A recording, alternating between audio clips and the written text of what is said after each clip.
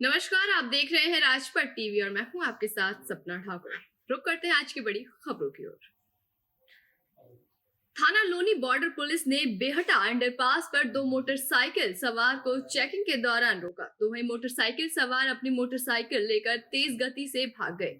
Police fire करते हुए भागने लगे, जिस पर थाना लोनी बॉर्डर पुलिस टीम द्वारा अपने साहस का परिचय देते हुए बदमाशों की घेराबंदी की गई।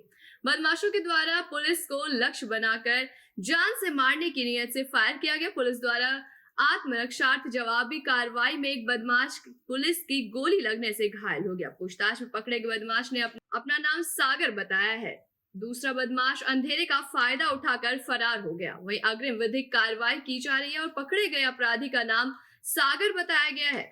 वहीं लोनी गाजियाबाद धन के कब्जे से एक स्प्लेंडर मोटरसाइकिल, चोरी की एक तमंचा, 315 बोर, 3 कारतूस, एक खोखा, 2 जिंदा बदमाश द्वारा अभियुक्त को गिरफ्तार करके उनके कब्जे से चीजें बरामद की गई। लोनी में डबल मर्डर से सनसनी फैली। थाना ट्रॉनिका सिटी क्षेत्र की चर्च कॉलोनी में पति पत्नी की हत्या कर घर में मृत अवस्था में बुजुर्ग दंपत्ति मिले। पुलिस मामले की जांच में जुटी हुई है।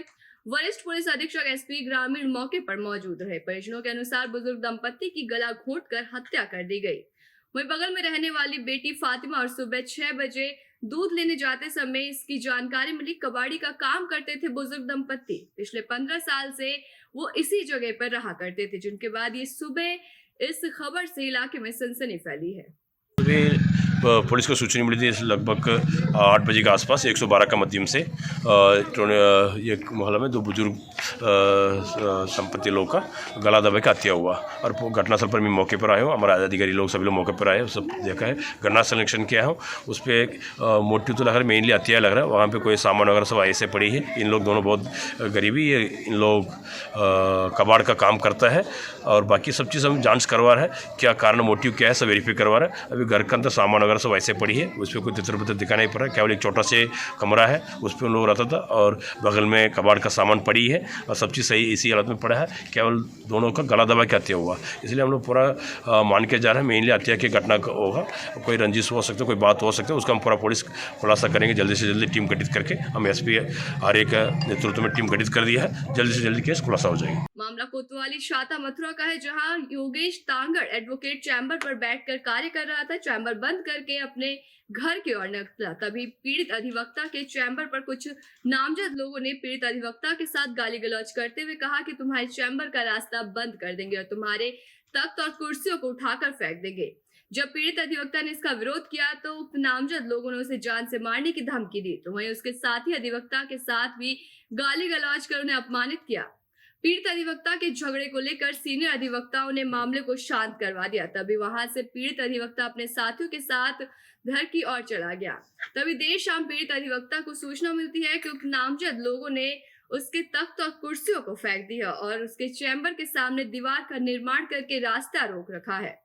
घटना के संबंध में अधिवक्ता योगेश तांगड़ और पूरन सिंह चौधरी एडवोकेट ने जानकारी देते हुए बताया कि उनके साथ दबंगों ने दबंगई की है।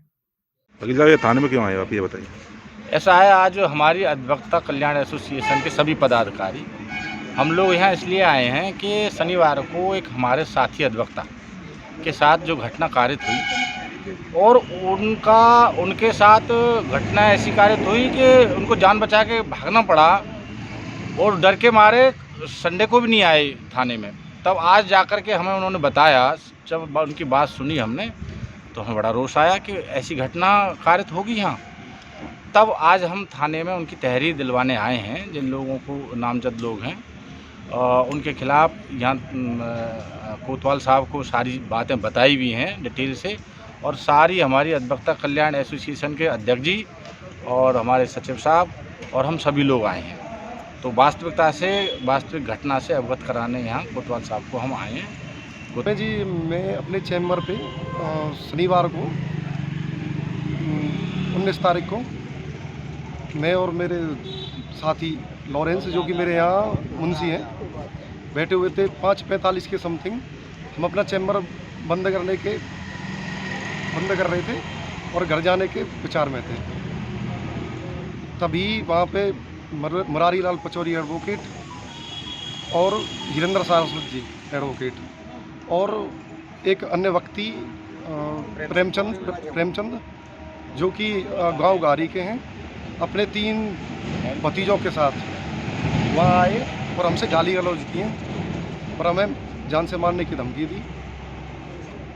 वहाँ से फिर हमने अपने सीनियरों को बताया है। उसके बाद सीनियरों ने समझा बुझा के कि अब आप बंद करके घर चलो, सोमवार को हम देख लेंगे।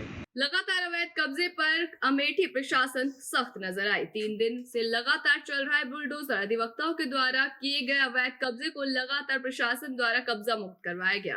अधिवक्ताओं के अवैध कब्जे पर डीएम की नजर बनी हुई है। 2 अधिवक्ता के अवैध कब्जे को ध्वस्त करने के बाद एक और अधिवक्ता के अवैध कब्जे पर नोटिस चस्पाया गया। 2 अधिवक्ताओं के अवैध कब्जे को ध्वस्त करने के बाद अधिवक्ता के अवैध कब्जे पर बुलडोजर पहुंचा है। गौरीगंज नगर पालिका में वकीलों के अवैध कब्जे पर बुलडोजर लगातार चल रहा है। अखिल भारतीय समता फाउंडेशन जनपद मथुरा के अध्यक्ष लोकेश कुमार राही के नेतृत्व में मथुरा में प्रतिवर्ष धार्मिक मान्यताओं के नाम पर मेहनत कर कपड़े धोने वाले परिश्रमी धोबी रजक समाज का सार्वजनिक स्थल पर सार्वजनिक रूप से जातीय शब्दों का प्रयोग कर अपमान करने वाले आयोजन समिति के उन लोगों के खिलाफ गगनभेदी नारे लगाते हुए जातिवाद मुर्दाबाद, जातिवाद करने वालों का नाश हो जैसे नारे लगाते हुए हाथों में तिरंगा झंडा लेकर और हाथों में जातिवाद विरोध की सांप्रदायिक विरोध की पट्टी का शांतिपूर्वक पैदल मार्च प्रदर्शन किया और पैदल मार्च प्रदर्शन कर महामहिम राज्यपाल महोदय और माननीय मुख्यमंत्री उत्तर प्रदेश के नाम 4 सूत्रीय ज्ञापन डिप्टी कलेक्टर प्रकाश सिंह को सौंपा गया। शांतिपूर्ण पैदल मार्च कर प्रदर्शन ज्ञापन कार्यक्रम के दौरान सैकड़ों की संख्या में प्रदेश से लोग शामिल होकर मथुरा में धोबी रजक समाज के अपमान को मानवता और बहुजन समाज का अपमान बताकर निंदा की। इस अवसर पर रमेश सैनी अध्यक्ष लोकतंत्र सुरक्षा पार्टी मथुरा और राजवीर सिंह अध्यक्ष भारतीय सुहेल देव समाज पार्टी चित्रसेन मौर्य उपाध्यक्ष समेत कई अधिकारी भी इस समय मौजूद रहे। वहीं उन्नाव जनपद में डेंगू की बीमारी से ग्रसित करीब 150 मरीज अब तक मिल चुके हैं। वहीं ग्रामीण क्षेत्रों से लेकर नगर पंचायतों और नगर पालिकाओं में डेंगू से बचाव के लिए एंटी लार्वा का छिड़काव कराए जाने के साथ ही फॉगिंग कराई जा रही है। 10 वार्डों वाली उन्नाव की नगर पंचायत और आस के अधिशासी अधिकारी मनोज कुमार ने बताया कि हमारी नगर पंचायत में अब तक एक भी डेंगू से ग्रसित मरीज नहीं मिल पाया है। 15 दिनों के लिए चलाए जा रहे साफ सफाई के पखवाड़े में मशीनरी और मेन पावर का पूरा प्रयोग किया जा रहा है। डेंगू, मलेरिया और चिकनगुनिया से बचाव के लिए उन्नाव स्वास्थ्य विभाग द्वारा लगातार कैंप लगाकर लोगों की निःशुल्क जांच करने के साथ उससे बचाव की जानकारी दी जा रही है। नगर पंचायत में इस समय 10 वार्डों में विशेष सफाई अभियान चलाया जा रहा है। 15 दिन का एक पखवाड़ा शासन की तरफ से निर्धारित किया गया उसके अंतर्गत, और जहाँ भी कूड़े करकट पड़े हैं, कोई गंदगी पड़ी है, उसको मशीनरी और मैन पावर के द्वारा दोनों के द्वारा हटाया जा रहा है और कूड़ा घर तक पहुँचाया जा रहा है। साथ ही जितनी भी नालियाँ हैं उन सभी में एंटी लार्वा छिड़काव हो रहा है और 10 वार्डों में हमने फॉगिंग करा रखी है। और यह खुशी का विषय है कि हमारे यहाँ एक भी डेंगू के मरीज इस समय नहीं है और हमारा प्रयास यही है कि लगातार हम छिड़काव साफ सफाई रखते हुए कोई भी डेंगू का मरीज नहीं होने देंगे। मेडिकल कॉलेज में जेआर की पिटाई के मामले में आरोपी डॉक्टर राहुल सैनी ने खुद को निर्दोष बताया। बोले, सैनी में प्राचार्य के ऑफिस में निपटा रहा था कॉलेज का कार्य। आरोप की बाबत बोले, मेरे जिम्मे है जेआर की ड्यूटी की निगरानी का कार्य। आरोप लगाने वाले की अनुमन्य सीएल छुट्टी से अधिक छुट्टी लेने के चलते 2 बार सैलरी में कटौती हो चुकी है। कटौती का जिम्मेदार मुझे मानकर एम्स रायबरेली में चयन होने के बाद मुझ पर आरोप लगाया गया था। इस घटना की जानकारी मुझे बाद में पता चली। घटना के समय उधर से गुजरे छात्रों ने बताया कि हम नए हैं इसलिए हमको नहीं पता कि कौन मारपीट कर रहे थे। बाद में पता चला कि हमारे जेआर थे, उनके साथ मारपीट हुई थी। ये हमारा जैसे हम नीचे गए थे मेस में, तो हमने देखा 2 अज्ञात व्यक्ति जिनको हम जानते नहीं थे। वो लोग किसी बहस हो रही थी तो इसलिए हमने देखा, तो मतलब वो आपस में कोई बहस कर रहे थे, तो फिर हाथापाई बीच में हुई होगी। तो खैर वहाँ पे हम खड़े थे तो हमने कोई 2 अज्ञात ही थे जिनको हम जानते तक नहीं थे, और वहाँ पे कोई ऐसा हमारा कोई टीचर वगैरह कोई था ही नहीं दूर दूर तक। जो हमने देखा 2 अज्ञात व्यक्ति थे, वो लड़ रहे थे। उनके बारे में खैर हमें बाद में पता चला कि वो कौन है कौन क्या है, हमें कुछ ना कोई इन्फॉर्मेशन नहीं है, लेकिन बस यही पता था कि वहाँ पे हमारा कोई फैकल्टी का कोई नहीं था दूर दूर तक। उत्तर प्रदेश के जनपद अमरोहा के गजरौला बहुजन समाज पार्टी की एक मीटिंग का आयोजन किया गया, जिसमें गजरौला में निवास कर रहे फारूक सैनी बीते काफी समय से समाजवादी पार्टी में कार्य कर रहे थे, आज उन्होंने समाजवादी पार्टी को अलविदा कह दिया और बहुजन समाज पार्टी में शामिल हो गए। आपको बता दें कि मुरादाबाद मंडल में बहुजन समाज पार्टी को जाफर मलिक ने एक अलग पहचान दिलाने में अहम रोल निभाया था, जबकि पूर्व विधायक हरपाल सिंह ने जब से बहुजन समाज पार्टी का दामन संभाला तब से क्षेत्र में बहुजन समाज पार्टी के कार्यकर्ताओं में उत्साह और पार्टी के वर्चस्व में इजाफा देखा जा रहा है। तो वहीं आज समाजवादी पार्टी के वरिष्ठ नेता रहे फारूक सैनी ने आज समाजवादी पार्टी को अलविदा कह दिया और बहुजन समाज पार्टी में शामिल हो गए और साथ ही गजरौला में निवास कर रहे दिले हसन सैफी बीते करीब 5 साल से कार्य कर रहे थे। दिले हसन सैफी भी आज बहुजन समाज पार्टी में शामिल हुए। बताया जाता है कि फारूक सैफी समाज में एक मजबूत पकड़ रखने वाले नेता माने जाते हैं। करीब 14 वर्ष से बसपा पार्टी में कार्य कर रहे हैं।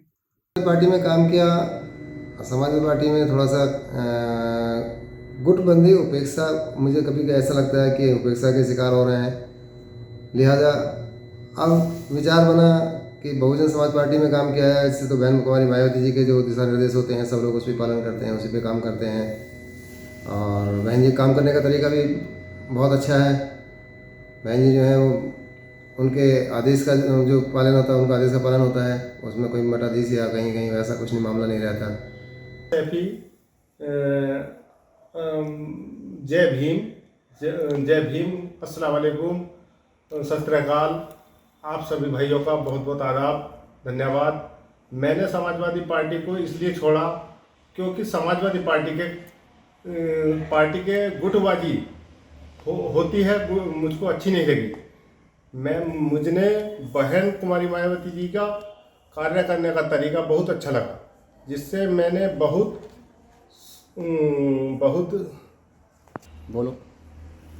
बहुजन समाज पार्टी का दामन थाम लिया है।